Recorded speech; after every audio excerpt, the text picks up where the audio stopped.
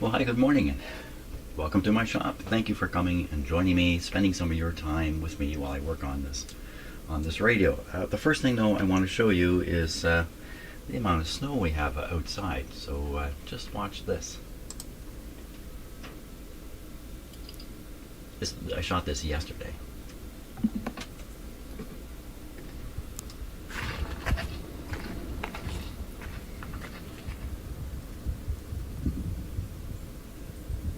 That, of course, is my driveway there. That's what we got. Oh my gosh. And right after I shot that, about an hour after I shot that, another 10 centimeters of snow fell. So the driveway has to be plowed out again today. But there's more snow coming apparently, but I don't see it on the radar, so I doubt the weather forecast. Okay, so radio seems to work. Output is weak. Could be a tube. We're going to find out. So I'm going to test these on a Weston mutual conductance tube checker. That's this guy here. Very good tube tester. My experience with all kinds of tube testers has been very good. In fact, they all seem to do what they claim they do. So the first one we'll do is a rectifier tube, and this is a 35W4. Well, we'll have to trust it's a 35W4. The numbers are gone on it. The plate is darkened right in there. I don't know if you can see that. I mean, this is very dark here. The plate is dark right in there. Oh, wait a minute. Well, that's a reflection. That's a weird. That's something a visual thing I'm seeing. Yeah, I don't think the plate is darkened in there. Okay, let's test it. 35W4.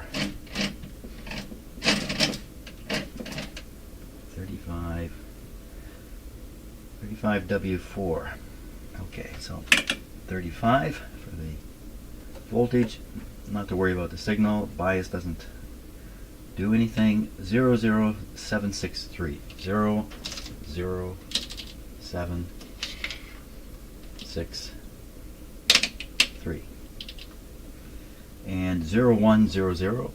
0100. 25 E for the plate voltage. Okay. Put them in. Now, obviously the tubes in this radio operate. Let me change the lighting here, see if we can make it so you can see this.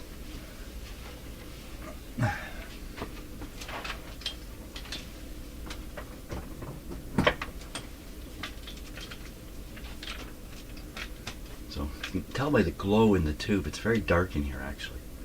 I'd be operating kind of in the dark. Oh, but then again, I think I probably spend most of my life operating in the dark. So, okay, we will test this tube. Here we go. Any shorts? Now, I think we should see a short watching the meter right here. No, maybe not with this tube. Let's see. 35W4. No, there's no reason to see a short. A lot of rectifier tubes will show a short on test setting 1 here. Rectifiers and diodes, it has to get above where my finger is. Way up there. Grab this guy. He's going to get hot. Okay. That's that one. Okay, now the output tube. This is the one I think we can reasonably question. And this is I always like to read it right off the tube. 50C5. Okay, and I can't see anything. I can do this though.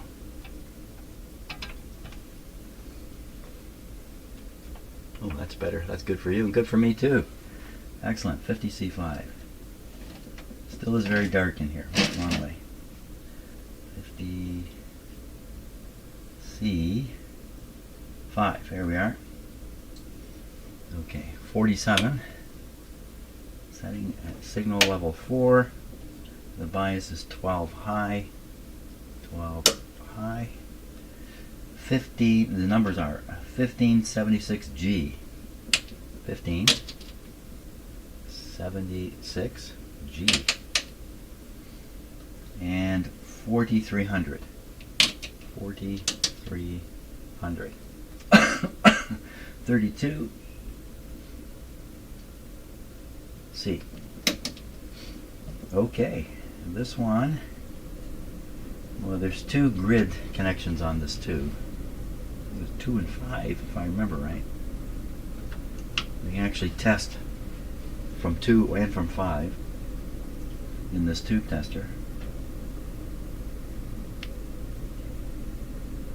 So when I test the tube, it needs to reach 1200, which is about here, just to be considered, actually that's the end of its life. If it doesn't pass my finger, in a regular store you'd be told to buy a new tube. And the store gets to sell the tube. There we go. Any shorts in here?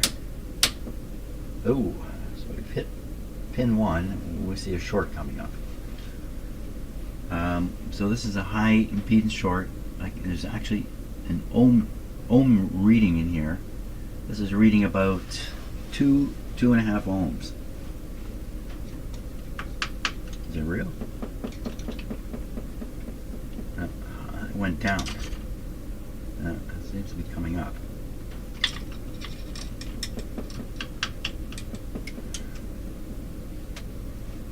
I don't know what to think of that. Normally, if you get a short in the tube, you don't want to continue with the test. But this is a high resistance short. If it was a low resistance short, the needle would be over here somewhere. Well, we've operated the radio and it works, but it is low volume. Would this be cause of the low volume? What kind of short is it? So if I can find a book, we can read what test setting number 1. Let me find a book, and we'll find out what this really is. Okay, let's take a look in here.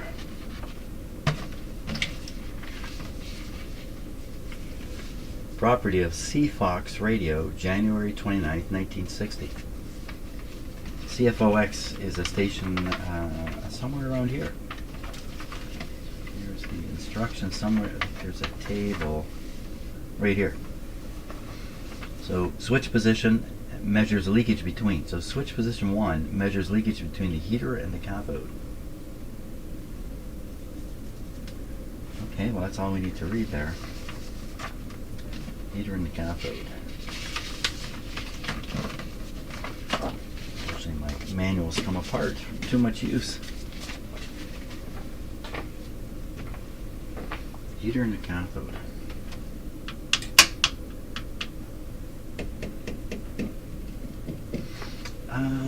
Let's just take a peek at the schematic here. Oh, I have to stop to do that. Okay, keep in mind I haven't drank any coffee yet this morning, but I looked at this because I was just curious about the relationship between the cathode and the heaters. There's apparently a leak or a short through here, according to the tube tester. So I just wanted to see how these were related. So we look at this tube, 50C5, where it is in the tube list. So, it's kind of between the rectifier and the other tubes. So I'm just wondering, how high is the voltage? 120 volts. How much of it is here? Is this maybe only 5 or 10 volts left here? I'm just curious about it. But while I'm looking at it, I saw this. Now, I did mention I haven't drank any coffee yet, but that looks crazy to me. What is going on here?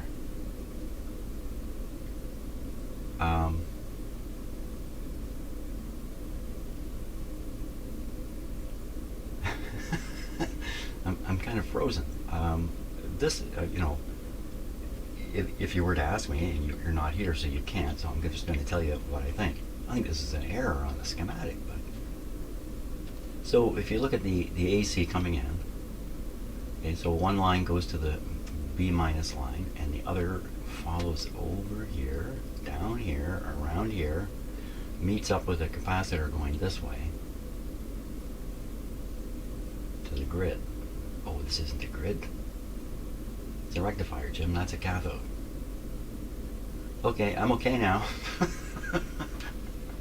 I'm okay now. Okay.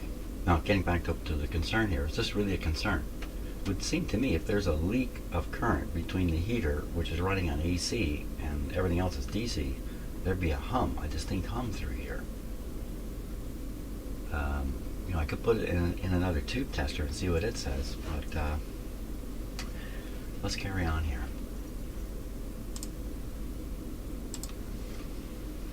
On the basis that the radio's operating. Okay, put her to the test. Supposed to get to 50C5, right, 12, above my finger here. Way above. So, this is probably pretty hot. That means that can't be,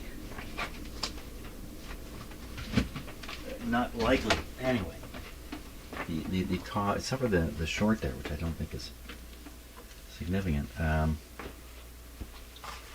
that can't be the cause of the weakness. Okay, so now we'll do the radio tubes. I'm going to stop for a bit, get my coffee cup going, and we'll do the radio tubes. We'll do it like from the start of the radio inward and see how they are. Okay, on to the next one. 12 BE6. Yep. 12 BE6. Oh, here comes Bert. 8L. This is set to 13. This is set to 51763. 51763. 3000. 3. Yes, Bert. What are you doing there? 3000. He wants me to go with him and play. Isn't that right? Yes, that's right. C. Okay.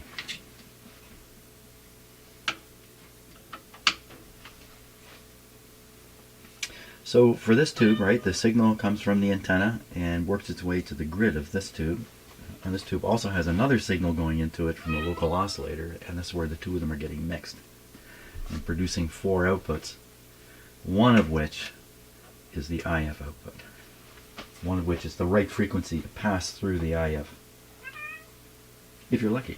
Well, I guess there always is something at 455 or whatever the IF is. Noise or something there. Okay, anyway. Not to ramble too much here. Ooh, we're seeing a slight elevation on this setting. What's going on with these tubes? So this one, as a resistance, according to this meter, is around 10 megohms. That's pretty high. Wow. Well, that's interesting. I'm not so sure we can ignore this one. Oh. Yeah. Hey, what's going on here, cat? You know, when I'm working on my keyboard, that's where he wants to be. Doing tubes, that's where he wants to be. What did I do with the book? Where's the book? We need to know what number 3 is on the shorts. Oh, I know. Did I put it in here? Did I? For crying out loud, what did I do with the book? I put the book in a safe place. That's probably what I did. Oh, for crying out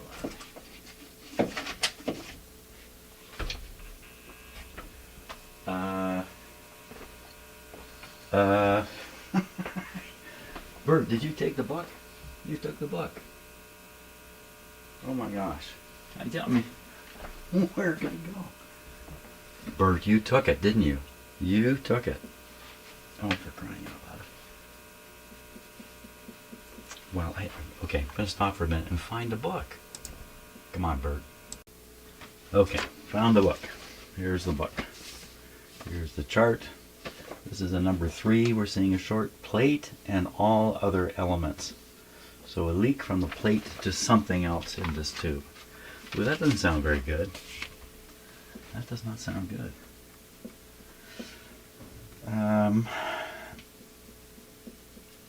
If the short was pretty firm, then I would not test this tube. Why am I going to test this tube anyway? Because I think I'm going to put a new one in to get away from this. Radio's weak. Tell you what we'll do. We'll stop the test at this point on this tube. We'll carry on with the last two tubes. And then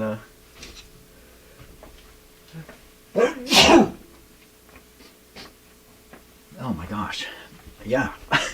Oh, wow. I can think better. Holy smokes. I've cleared right up. Yeah, that's what I'll do. I'll test the rest of the tubes and then we'll go from there. Yeah, when I went upstairs to get my cup of coffee, I looked out the window and snow was falling. Very light snow. So then I looked on the weather radar and the streamer is setting up over Georgian Bay, which is the body of water closest to us here. Great Lake body of water. Part of Lake Huron. And it looks like we're going to get hit by streamers today. Heavy streamers can dump a lot of snow in a short period, but these don't look heavy. Okay, just means I'm going to be shoveling the driveway again. So, watch for shorts. Nothing showing up at all. Nothing at all. Okay, we're going to do the test. This is the 12BA6 that I have in there, and the lowest you want to keep is 1,000. What happened there? You know, I noticed something funny over here too. Normally when you do this test, the pointer has it pumps up just a little bit when you do it. There's the pop. And the last one. No, not really. Not really doing. This is not heated. Okay, watch the green light here. There. It's just not making contact in the tube tester. There we go. She's heating up now. As you can imagine, you know, when you're putting hundreds of tubes through the tube sockets in these tube testers, the sockets get loose over time. In fact, I changed the socket in my other tube tester. Okay, let's look for shorts now. Just watching the needle. Nothing whatsoever. Here we go. Up above 1,000. Still doing nothing. There's something funny going on here. Something funny is going on. 12BA6. 52763. 52763. 4120. 4120.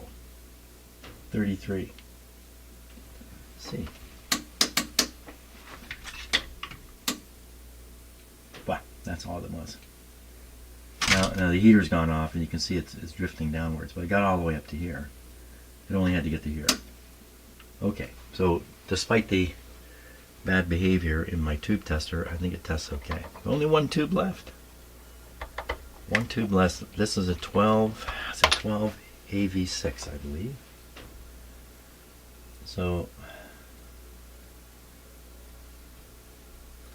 12 AT6. Aha. AT6. AT6 and AV6 are very similar. We can actually see it right on the tube tester here. 12A. I'll set this up for the T, and then we'll just look at the comparison settings. 12AT7. I'm pretty sure that you can swap these tubes in a radio, so I don't think it's really a problem. 16L. The bias. Signal level 4. Whoa! Filament 6.3. So what's happening here is the tube is going to be fed with 6 volts, but it needs 12, so it's going to be fed with 6 and 6, something like that, to get to 12. Lucky I spotted that, because I could easily have done this at 12 volts, and it probably wouldn't have worked out. PGK77. PGK77. Excuse me. 3516. 3516. 37. F. Okay, so this tube, let's see, it's got P1, G1, K1, and P1, G1, K2.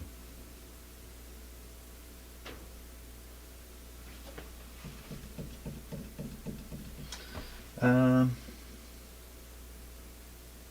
oh, you know what happened? My roll chart rolled. I was going to say there's only one test here, but this kind of tube needs at least 2 tests, maybe even 3. I see. My chart rolled. Oh my gosh, I got completely wrong tube setup. Okay, well that probably explains a lot. Okay, let's do the right tube now. Let me check. Am I losing my mind? I probably am, because I'm only part way down the coffee cup. 1286. 1280. Pretty sure that's a 6 at the end there.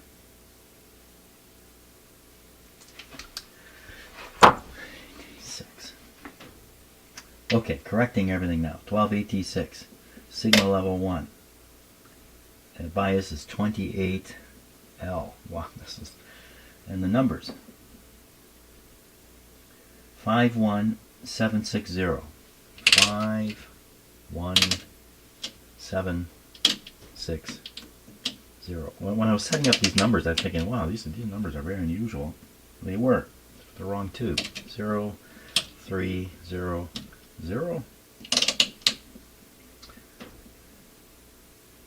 35 F.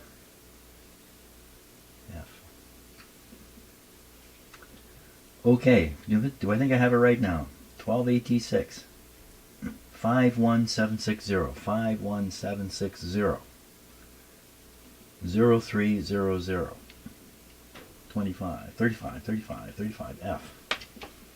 Let's let her rip.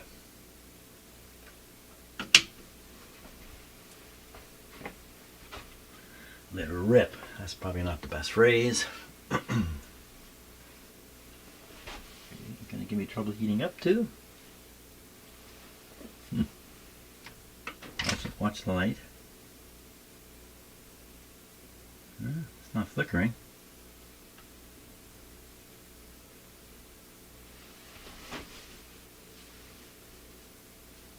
It does not seem to be heating at all. What is going on here? Now while that's sitting in there, let's look at a 12AV6 and the settings for that. 12AV6. So here they are. 1, which is the same. 19L, which is very different here for the bias. 5, this is the important thing. 51760. 51760, they match. 303000, they match. So you can definitely plug one in for the other. Sensitivity 35, same. Voltage, same. The only difference is the bias is a little different testing the other tube. So they're not going to be identical, or they'd have exactly the same number, wouldn't they? So there's going to be some small variation between them. So I think it's a perfectly acceptable swap, but we're going to look into it a little bit further. Now, is this thing working? Oh, now we're getting another indication of a short. What is going on here today? Huh.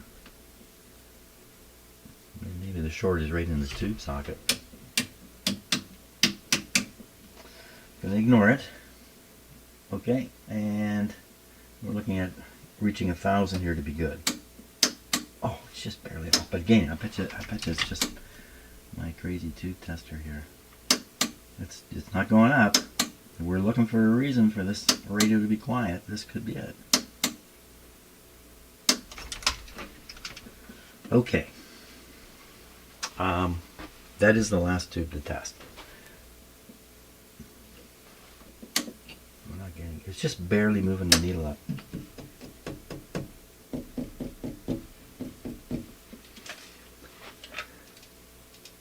Even he's disappointed. Okay, I think probably a good thing to do would be to get a proper tube, not a 12AT6, but a 12AV6, which I believe is what it should be. Let's take a little look here. Oh, this is the map of let me refresh this while I have it up here. At the end of the video, I think if I remember to do it, I'll attach a video of me driving a little bit here in Aurelia. So I mentioned streamers. That's what this is. Whoops. That's what this is coming down here. I'll put this in motion.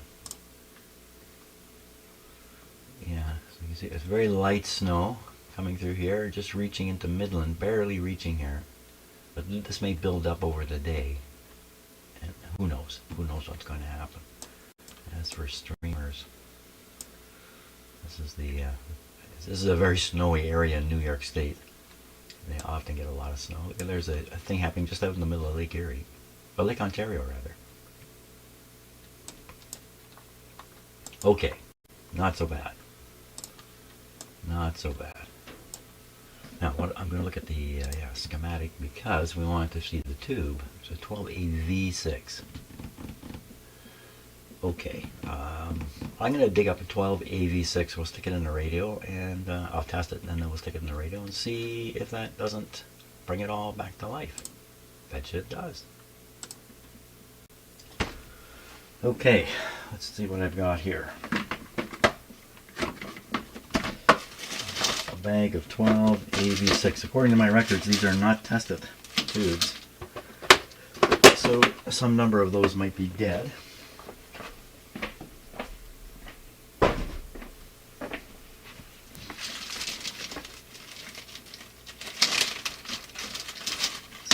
And they're ice cold because they just came out of my garage. Is that a good idea to take the tube at 0 degrees and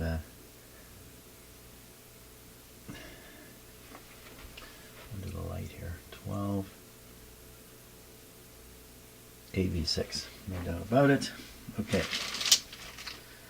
So this is the one from the radio. I'm going to put it back there. This is the one I just selected. Ice cold. I'll warm it up a bit.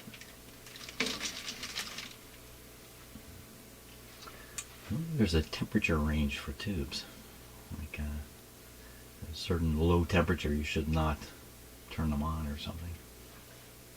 Maybe not ever let them reach. Okay, this is an AV, and we know the one setting is a little bit different. 12AV6. 19L. This is the one that should be more like that. Everything else is the same. In you go. Oh, this is set to 6 now because of the, but not for this tube test. Back up to 13. Okay. Oh, I wonder if that's why the last test I did at 6 volts. Huh. I wonder. It's a 12 volt tube, and you might test it at 6 volts just because of the there's a center tap involved in this, stuff like that. Why you would do it at 6 volts, I don't know, instead of 12. Okay, let's see. What do we got here? Okay, that was normal. And we're looking here for, again, just up above 1,000. She's way up there. It's a winner. Okay, we'll put this in the radio. We're going to assume the other one is bad. That's this one. Bad guy. We'll put this one in.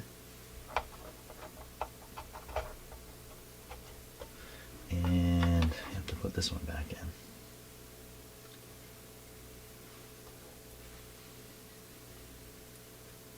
Yeah, making sure I haven't mixed them up. Okay. Are we ready for a test? I think so, but I think what I'm going to do is go drink a little coffee. Then we'll give this guy a go. Okay, time for a test. Now, you might hear my furnace running in the background. If you hear a rumble, that's what it is. Here we go. I also have my outdoor mini whip antenna connected to this loop back here. It's far enough away from the radio, it's probably not influencing it right now. And by the way, I have discovered most recently that the way I installed my mini whip antennas is really bad. I've done a bad job of that. So come spring, when the 5 feet of snow melt out there, I will do what should be done with the mini whip antenna in terms of grounding. I really messed up. Anyway, it does work. It just doesn't work as well as it could. So that outdoor antenna is powering this loop. Here's the antenna for this radio. If I bring the loop up, I think we'll see a big difference. And I'm assuming the radio is going to work better. Here we go. Today we are powering it with 108, 10, 11, 115 volts. So volume is part way.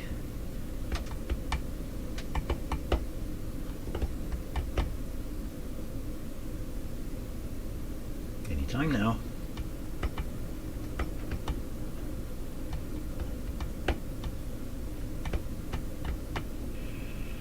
Phew. I start wondering, where is the radio?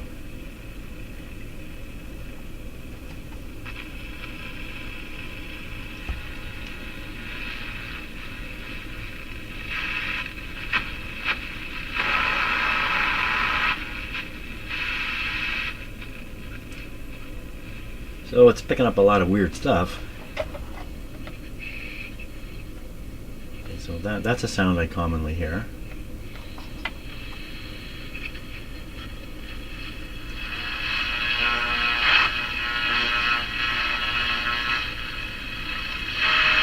None of that is normal. Let's bring this up now. We'll just see this thing come right to life. Ooh. Ooh.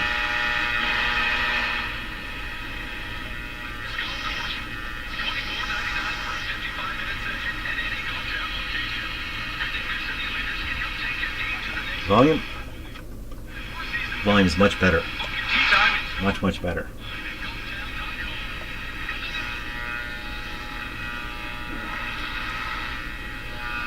I wonder what that interference is.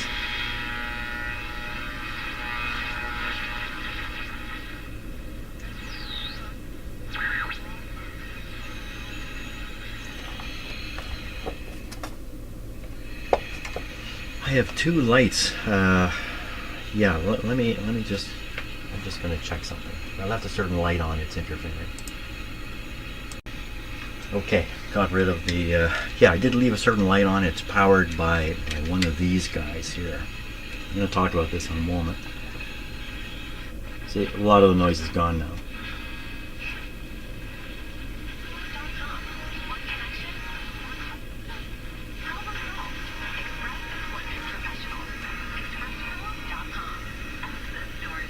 I'm smelling the tubes. So let's talk about this. So this I have a microphone preamp in my my Radio Shack, I guess I can call it. A preamp for a microphone that I use for purposes, and plug this guy in, and it wipes out the AM band. Just wipes it right out. We'll try it right here and see what happens. I'm just going to plug it in. No load on it and see what it does. It's not doing anything with no load on it.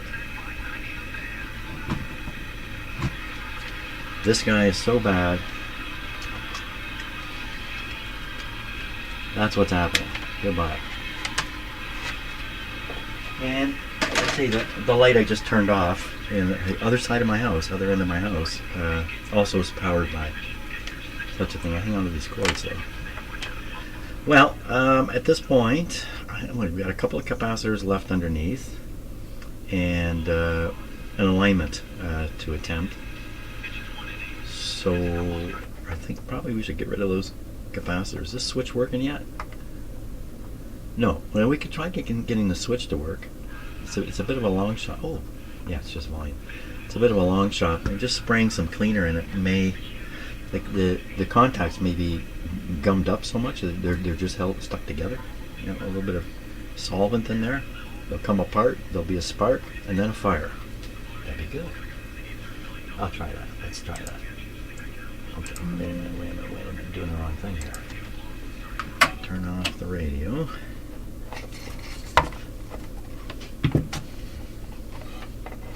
Yeah, when I got the mini whip antenna, I looked at the instructions and got confused by them, and then I read a couple other things, and there's lots of people writing about those antennas. But the other night, and I have to admit to this, I asked AI what's going on with these antennas, and I got a very clear explanation of how they work, and what you have to do to make them work properly from AI, not from going on websites and reading all this conflicting information. There's quite a bit of conflicting information. There's the correct information out there, but also conflicting information. So anyway, I will fix that in the spring. But you can see it does work to some degree as it is. Okay, what I'm going to do is I'm going to knock out these last capacitors here, 1, 2, 3 of them, and maybe we'll try to watch the performance of the radio increase. Maybe 1 or 2 of these might be of some significance in that respect, like this one. Wow, that's really waxy. This one here is connected to the an IF can, so you know that could be having some kind of radio effect. That's really the only one, I think. This one's out here at the what's it doing? It's out there at the rectifier tube. Isn't that the rectifier tube? Yeah, that's the rectifier tube. What's that doing there? Yeah, why don't we start with this one? We'll take a look and figure out what that guy's doing there. It's connected right from the power line. Ooh, right from the power line to a red wire. Let's find it on the schematic here. Okay, so that's my some of my tube listing there. You can see all the tubes. So I found a long list on the internet and I copied it onto the spreadsheet and just list all the different tubes. And then if I have one, I make a notation here and I estimate a value and I tally it all up. And there's a big number at the bottom of this thing, which I'm not going to show you. Yeah. Okay, here we are. Now, what am I doing here? So near the rectifier tube, well, could be that guy right there. So that's between 7 and 6 on the rectifier tube. And I'm looking, oh, that's going to be it, all right. So what's it doing there? What is this guy doing? I've already had a hard time looking at this from the cathode. It's basically shorting. Not really shorting. If it were here to here, it would be kind of like shorting out. I don't know what it's doing. I'm going to try to find out what the purpose of this capacitor is before we go any further. Okay, let's take a look in the master book here. This is Elements of Radio Servicing. I got this version. I also have a later version of it, but we'll look in this one here.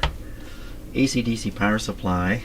Okay, we're not going to read through all of this, but I think there's an interesting area here. I'm going to read this part down here. All this underlining and stuff is not from me. It's from some other previous owner of this book.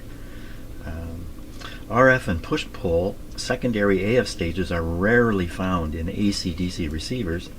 These are common adjuncts of large receivers where expense is not the main factor. Large receivers, therefore, are AC operated.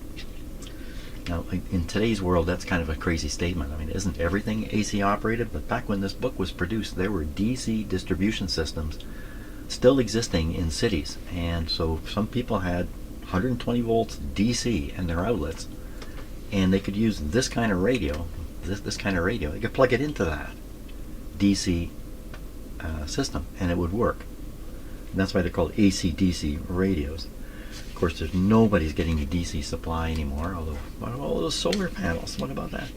So there are some AC/DC receivers incorporating RF and push-pull output stages, but these are exceptions that were actually designed to give large receiver qualities in districts powered by DC mains. There's a long abandoned DC distribution system in downtown Toronto, and I have seen it. I've seen the records of it, the original records of it. Okay, and then we want to skip all the way to where? Where did I read something quite interesting here? What happened to it?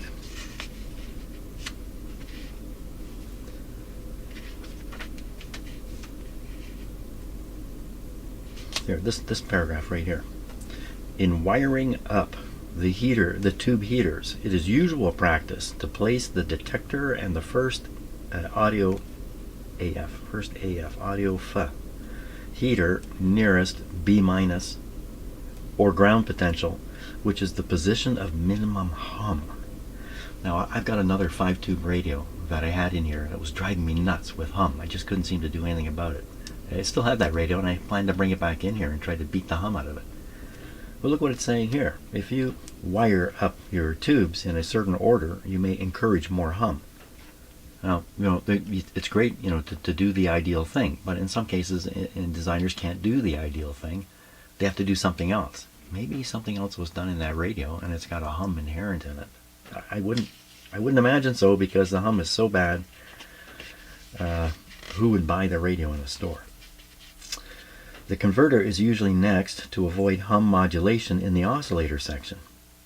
The sensitivity of the other tubes to hum places RF and IF amplifiers next, followed by the second AF tube, and finally the rectifier. This order is shown in figure 8.13. We compare this to what this radio has, just for fun. So how we doing this? Like, you can turn this plug around, so doesn't it just flip everything around all the time? Like you say, oh, this end is the hot end, but then you flip the plug around, this end's now the neutral end. I don't get what they're saying here, but that doesn't matter. So the detector, converter, IF, RF, AF, and the rectifier. Okay, so I'm going to get the diagram for the radio I'm working on up on the screen with the book here. Take a moment. Okay, now we can see the diagram and the book at the same time. Unfortunately, I can't quite read the diagram. Let me expand the diagram here. We'll be able to read it better. Okay. So in this diagram, they're showing. Well, let's start with the switch. Oops. Start with the switch. From the switch, the first thing is the detector. Okay, and in the diagram here, from the switch, the switch goes somewhere else. This is done differently. You're switching onto the B minus, whereas in the book, I don't know what you're doing. Okay, so let's follow along. First thing we come into is a 12 AV6, and that is the detector. Okay, the next one is the mixer tube, or they call it a converter tube. It is the next one. And the next one is IF right there. And then there is no RF tube in this radio, so that's skipped. So then the next thing would be, well, you see, this is a bit of a problem here. It's a second AF. There is no second AF. Okay, there's no second. Oh, maybe that's the output tube. Yeah, because the rectifier is not. That's supposed to be the output tube. So there it is, the output tube. And then the last thing is the rectifier. And there it is, the rectifier. So they follow the book. And I'll bet you nearly all, like, this is probably no secret at all, and every radio designer knows that there's an issue here with how you line these guys up. But this radio follows the book. Very interesting. Now, it has nothing to do with, I'm just looking at this because I'm interested in it. It's not because it relates significantly to this radio. I'm just interested. And what else was I going to look for? I was trying to find out what that capacitor is. So let's just keep going. So this is the start of a similar circuit to what's in this radio. So the capacitor I'm curious about is this guy here, and from cathode. This is a cathode rectifier. From cathode to, what would you call this? Hot wire. Cathode to I don't know what. Look how they've got this wired here. Oh yeah, I sorted that out. Never mind.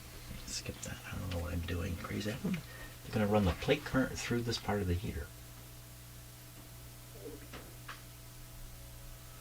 Yeah, this is right over my head here. Maybe we'll figure this out in the book. If we look at the book.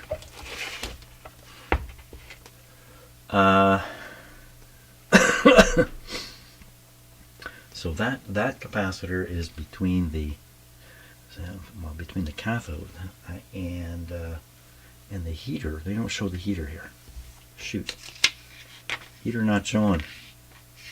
And this has got nothing special. This is just a filter capacitor on the line. And these are the DC filter capacitors in the power supply. Okay, here's one. Here's one. He's got a single phase rectifier. This looks very much like this radio. And we're looking for a connection between the cathode circuit and the heater circuit, but there's nothing showing here.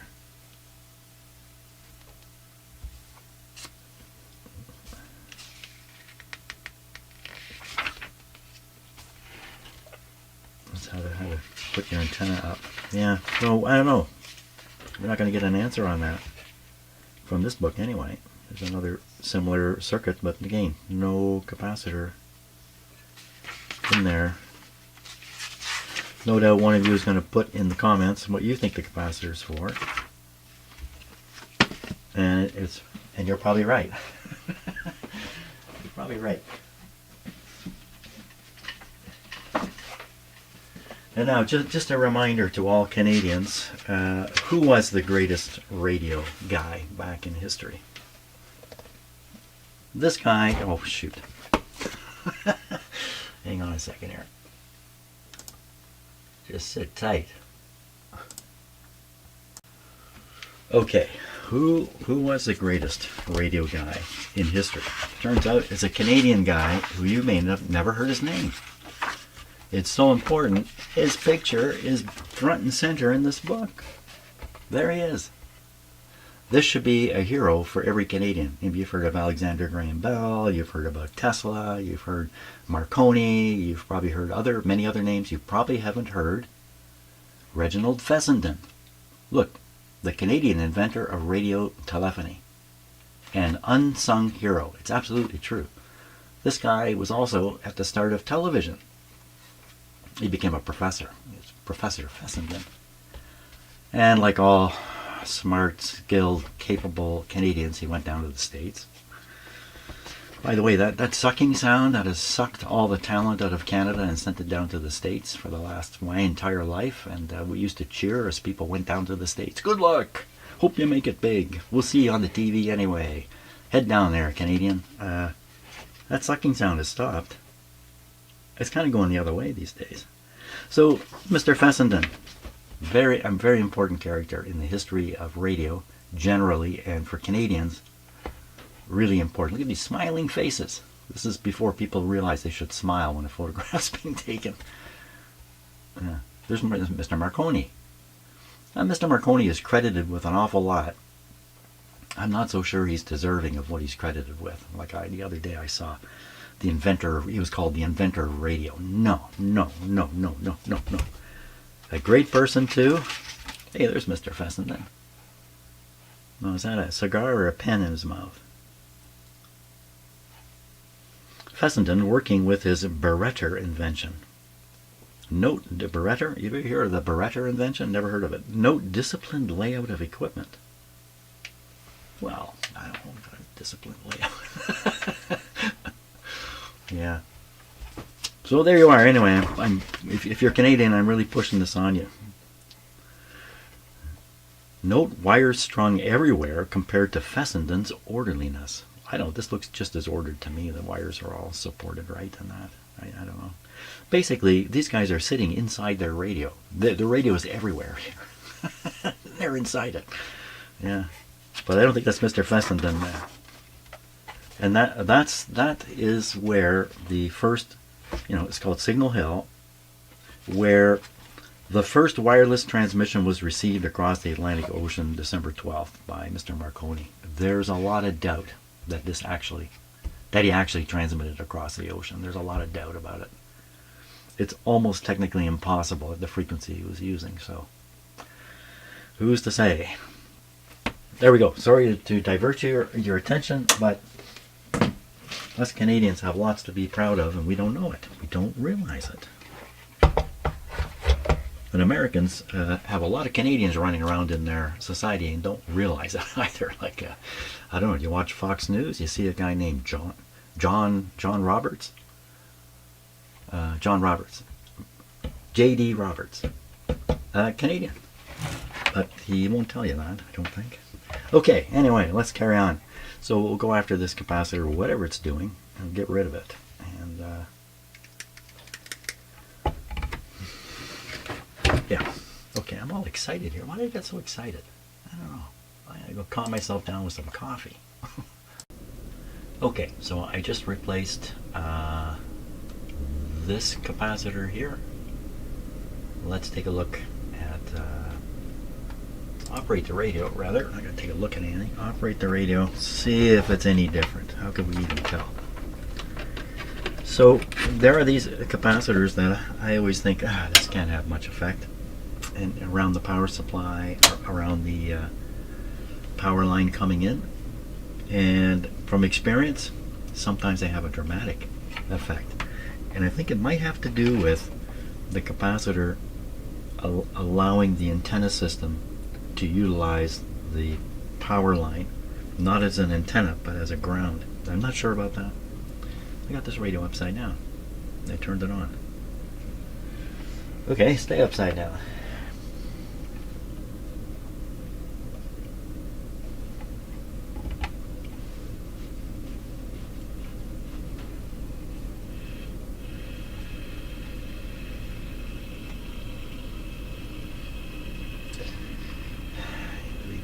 Holding on to the chassis here, with my other hand grabbing other metal parts. Not that there's really any danger, but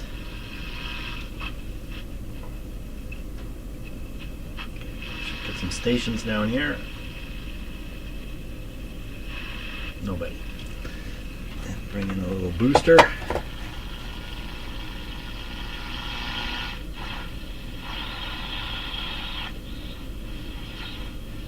You see, you change the capacitor and look at the improvement. Unbelievable. Nobody? What happened? I did say something about unexpected results. What exactly happened there? There's no way I did that wrong. Isn't that a mystery? Did it not connect? Come on, it must have connected. Must have connected. Change the tuning of the radio somehow? Like the alignment? Doing that, capacitor? Don't see it. Don't get it. Okay, so we're not going to worry about it right now. We're going to do the rest of them. Radio's still operating, it's just not picking anything up. So we'll do this guy next. This one is going right from the power line on the switch right down to the chassis. So it's a pretty important capacitor from a safety point of view. I should have done it earlier. We're going to do it now. Get this out of here just to be doubly sure. And we'll take this off. You might notice in this radio, the capacitor frame is supported by these screws through grommets. So the capacitor frame is not connected to the chassis. I guess that's pretty important, I guess. This guy here is a 0.03, 0.08, 0.08, that's kind of a weird number. Let's look at the schematic here. 0.08. And this one is the one that's right here. There it is. 80. No, that can't be it. Here it is. 0.08. Huh. Do I have a 0.08? That's a good question. I shall look in my trays, and I have a 0.08. That's a crazy thing. Why not just a 0.1? Why would they pick a 0.08? You'd have to do a 0.03 and 5 together. They must have picked that for some reason. Oh my gosh, I don't know what I'm going to do here. Because I don't really have... So why not put a 0.1 there? Why would they do that? 0.08, that's an odd size. What's that capacitor doing again? Let's look again. 0.08. Well, it's the chassis guy. Why would a 0.1 not be okay there? I don't know. It's a 0.08, slightly cheaper than a 0.1, and that's why they stuck it in there, because it's the smallest they could get away with. They make it bigger and bigger. What's the problem with that? They get it big enough, the chassis can shock you through the capacitor. I would say that's probably the limit on the size. But if it's too small, then the chassis starts acting like an antenna, picking up signals and delivering them all around the radio through induction and capacitance. I'm going to put a 0.1 in here. I mean, I don't have a 0.08. 0.1 will do it. 0.1, that's the one. 0.1. 0.1 wins the day. Okay, I'll stick that in there. Okay, let's give that capacitor a test. I'm curious. This is, you could think of this as like a safety capacitor, and that is trying to give a positive electronic effect to the chassis while not introducing a safety concern if you touch the chassis and are grounded. Okay, and so we're on the 50 volt scale. You can see the pi. The pi, she's not opening at all. No, no, no. So this is bad in terms of a leak. Now I can't be quantitative about this. It really isn't a quantitative test. But I've done so many, it can be considered a comparative test. This guy is bad. He's at the bottom of the barrel of old capacitors I test. So, hey, let's do one more test. Yes. Now, this really isn't built for testing high voltage wax capacitors. It's really built for, you know, modern electronics. So it gives a few values here I'm not so comfortable with analyzing. So first of all, it's a 0.025, and it's supposed to be, I think it's a 0.02, 0.08, 0.08, but it's showing up as a 0.02. V loss, those are high numbers, 7.4, and this 9.2 ohms thing, ESR, that's the one I'm not so sure how to interpret it. It's bad. Okay, we're going to operate the radio and see what kind of difference this made. If we can detect any difference at all. This time, I'm going to leave it upside down. If the sound's upside down, you can, at home, you can take your speaker, you can turn it upside down like this, and then you'll hear the sound properly, if you care to. Now, I have to warn you, I have a dry sense of humor. I have run into trouble all through my life by saying things that I can see the humor in it, but the people I'm saying it to can't. And I've got myself into trouble that way a few times. So, it probably happens on these videos too. Here we go. Okay, without the antenna boost, what do we get this time? Yeah, I really... Ooh, that's interesting. This didn't make that much noise before. Is that a good thing? I guess it is a good thing. Remember, we saw that this frame is isolated from the chassis, so there could be a voltage difference between the two of them. And I have gotten quite a lift years ago off one of these radios from that exact thing. So that's why I'm doing this.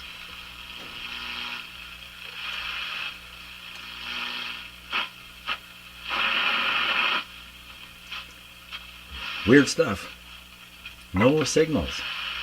Just that weird noise. Where'd that come from? That didn't make much difference. I'm killing this radio.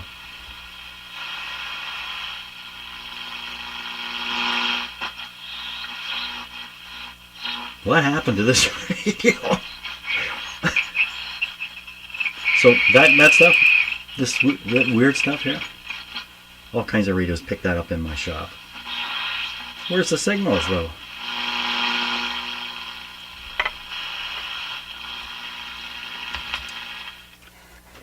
Well,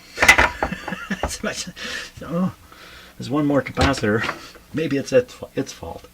The last capacitor is going from the, I guess this would be considered B minus to to the first IF. Let's look on the schematic and see if we can spot that one. From the look at the first IF here. That's this way. First IF, here it is, right there. 0.05. Would that be a 0.05? It is, I can see it. It's a 0.05. What's it doing? So it's applying a ground on here. It's applying a signal return, maybe it's a better word for it, return to the B minus through this.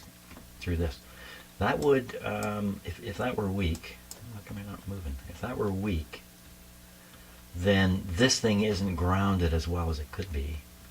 Well, you won't get as much output through the radio. I think. It's also coming out here and going up here. Has this got the AVC voltage on it? If this is the AVC line, it does. It does have the AVC voltage on it.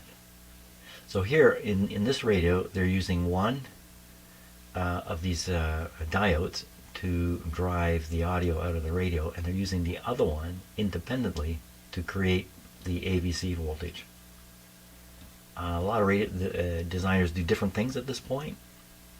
A lot of them just tie these two together or ground one away and just rely on the other one, and then they pick the DC up here.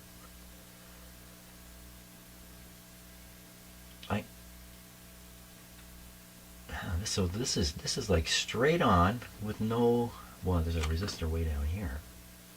Usually the voltage built up here has this big resistor in the circuit, but this is a little different arrangement here.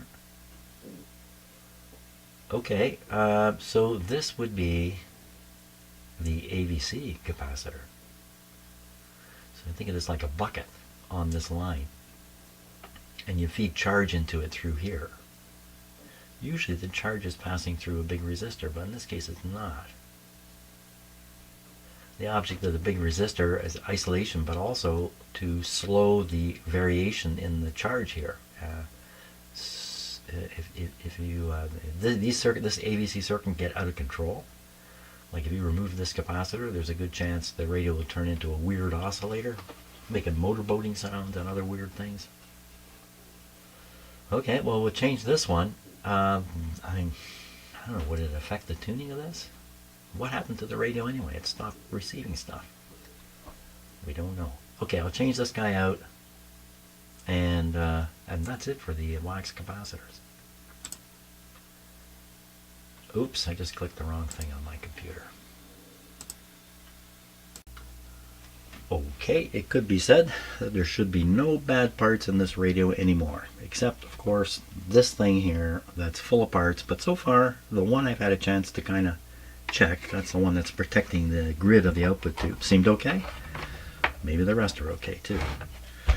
But the radio has stopped operating, at least not picking anything up. Could it be because I had it upside down? The signals are coming in right side up, and I got the radio upside down, and no wonder it can't receive it. Let's try again. Here we go. Once more.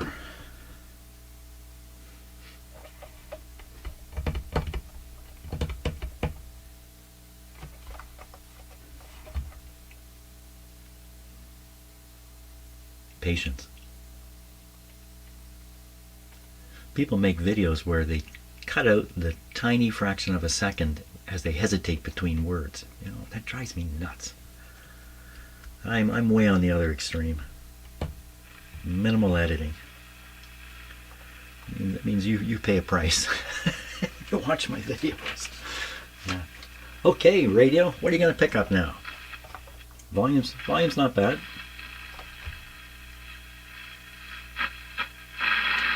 Don't know what that is.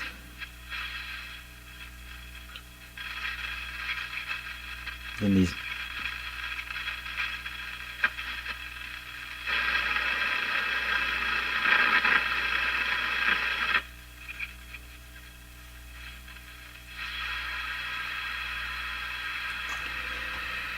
I wonder if this is 900, where I've got it tuned now. So you look over here.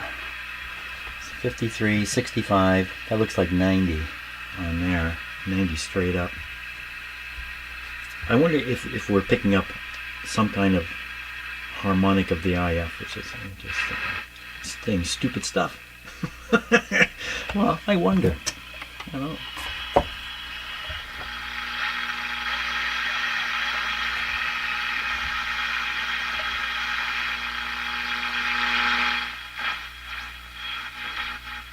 Really bad. One station. Look at the swooshy stuff. So it's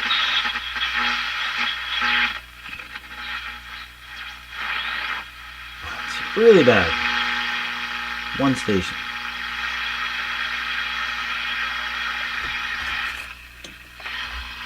And Matt Bonner. Oh. Home back-to-back. It would be tough on paper. And San Antonio, the two top teams. Raptors are in both of them, have a chance to win both of them. They do not win both of them. They do not win either of them. Matt, how we doing? Long day outside. Jumped on the sports broadcast. We had two color commentators. Sean Elliott. Shot the spot right now. On Miles Marcus.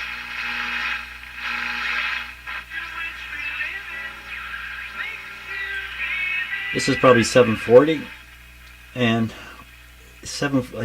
strong station down here.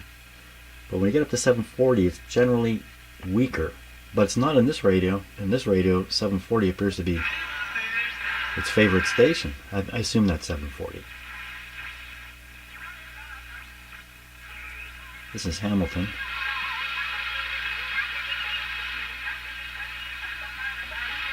And then the French station's just down the road a bit. C'est pas une bonne chose pour ça. Si on fait ça, parce qu'on a vu dans le passé où il y avait un changement de gouvernement, souvent c'est autour de 60 ou 70%. Un autre sondage publié cette semaine indique toutefois que Well,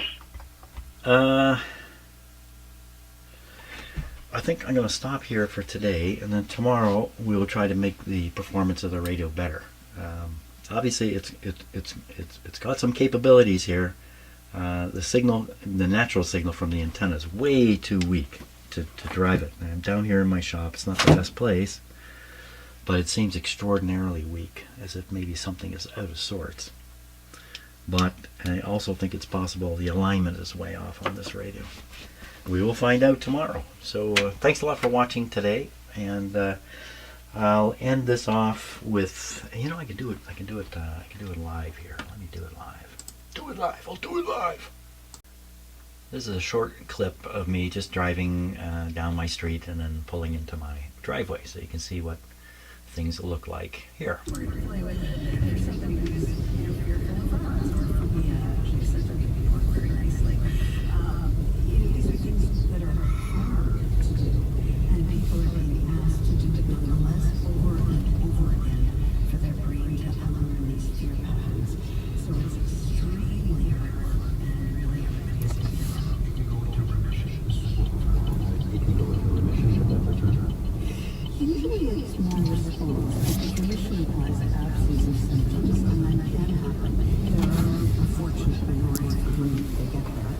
For most people, we talk about recovery where there's still the odd thought, there's still some urges, but mostly they're able to control it and they're just living their life.